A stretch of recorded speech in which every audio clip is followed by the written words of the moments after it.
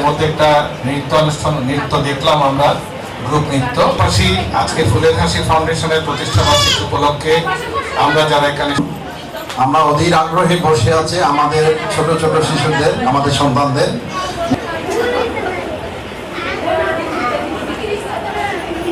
বিশেষ করে বয়স্ক শিক্ষার্থী যারা আছে তাদের প্রতি আমার কৃতজ্ঞতা যে আপনি প্রকৃতির পরিবেশে সেজন্য আপনাদের প্রতি কৃতজ্ঞতা জানাচ্ছি।